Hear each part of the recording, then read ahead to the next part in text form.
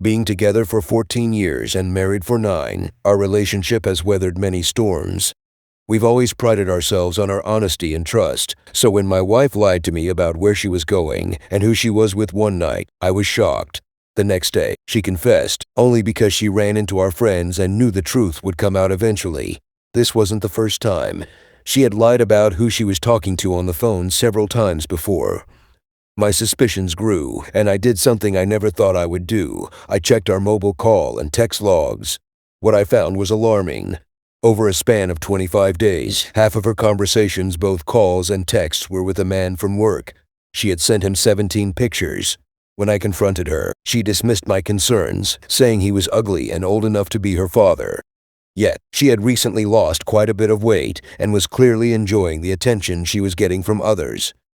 Our sex life had become non-existent, and this added to my worries. She claimed she was helping this man get promoted, though she had little influence in that area. She said the pictures were just memes, but she had always deleted her texts, even with this man she clearly communicated with frequently. When I confronted her about the deleted texts, she turned the tables, accusing me of being crazy and paranoid. She insisted that I owed her an apology for snooping and claimed I had nothing to worry about. Despite me telling her that I believed her, she continued to press her case, arguing that I should have just talked to her instead of checking the logs. I find myself torn. On one hand, I want to trust her and believe that I am overreacting. On the other hand, the inconsistencies in her story and her defensive behavior make me question everything. One evening, while she was in the shower, I noticed her phone lighting up with a notification. Unable to resist, I picked it up and saw a message from the same man, full of emojis and playful banter. My heart sank. I scrolled through their conversation and found nothing overtly incriminating, but the familiarity and frequency of their exchanges were unsettling. Feeling like I was on the verge of a breakdown, I put the phone back and tried to act normal, but the seed of doubt had been planted deeply in my mind.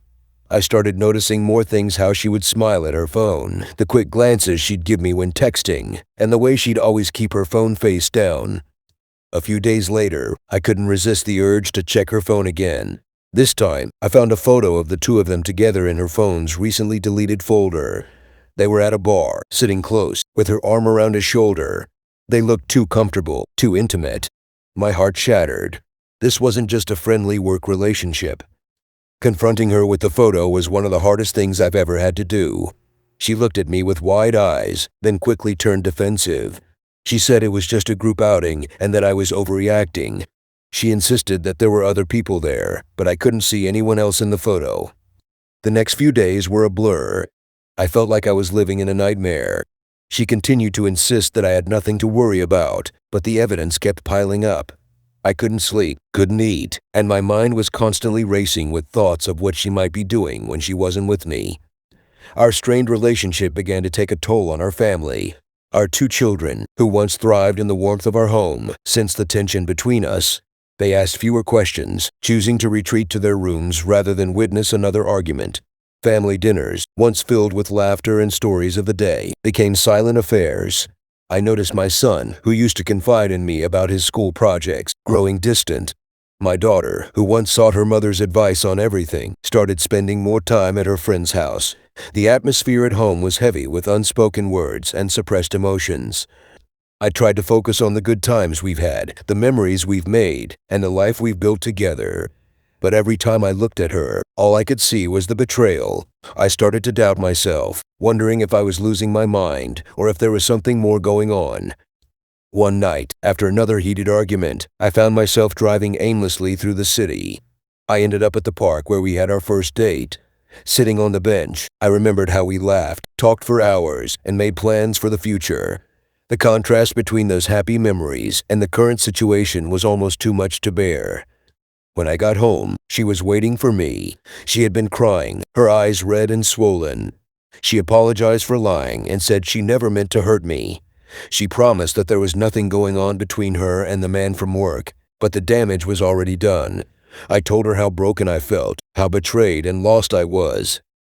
We decided to see a marriage counselor, hoping that a neutral party could help us sort through the mess. Our sessions were tough, filled with tears and anger. The counselor helped us communicate better, but I couldn't shake the feeling of mistrust. I started noticing changes in her behavior.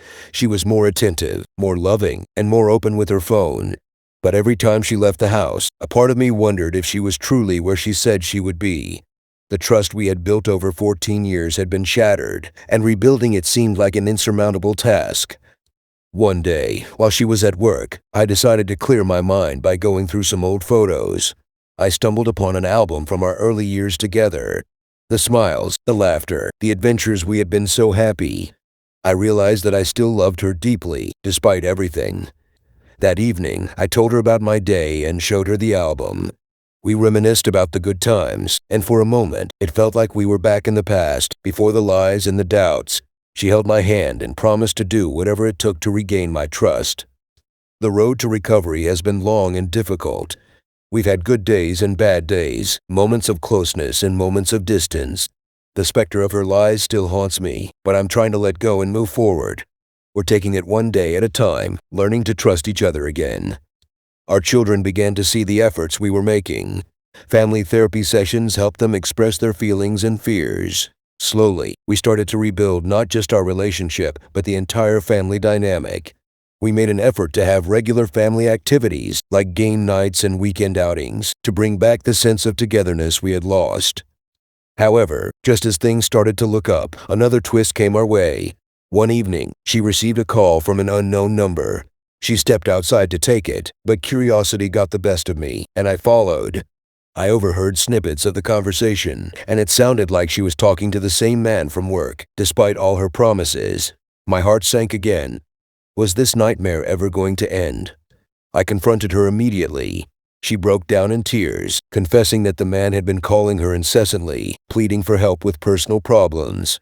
She swore she had no feelings for him and that she had been trying to keep him at bay without causing a scene at work.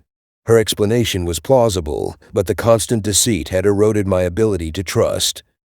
Feeling utterly betrayed yet again, I started questioning every aspect of our marriage. Were there other secrets she was keeping from me? My mind raced with the possibility of more hidden affairs or lies. I decided to do something drastic. I hired a private investigator. I needed to know the full truth, no matter how painful it might be. The next few weeks were agonizing. The investigator reported back with details of her daily activities. For the most part, she was where she said she would be: work, the gym, picking up the kids. But there were a few instances where her location was unaccounted for, which fueled my suspicions further. One day, the investigator handed me a stack of photos. They showed her meeting with the same man from work in a cafe, their heads close together in what appeared to be an intense conversation. My world crumbled once more. I couldn't keep this inside any longer. I confronted her with the evidence, expecting another round of excuses and denials. Instead, she admitted that she had been trying to help him through a tough divorce and that he had become emotionally dependent on her. She insisted that it was purely platonic and that she was trying to extricate herself from the situation. Her vulnerability seemed genuine, but I was beyond believing words alone. I demanded that she cut all ties with him immediately. She agreed, showing me the message she sent to him, clearly stating that their communication had to stop.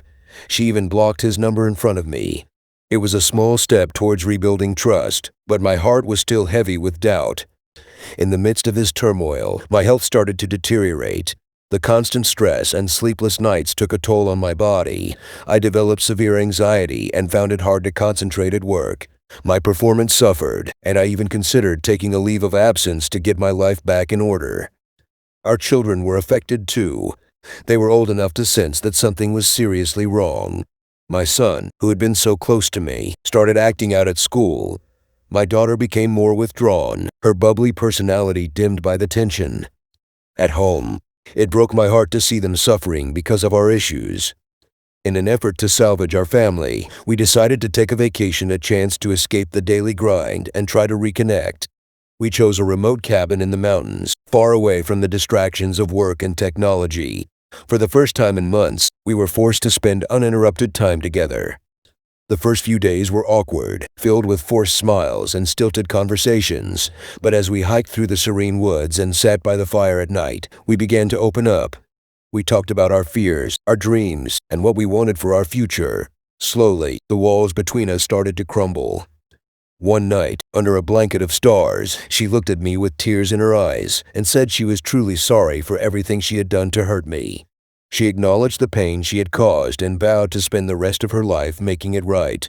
For the first time in a long while, I felt a glimmer of hope.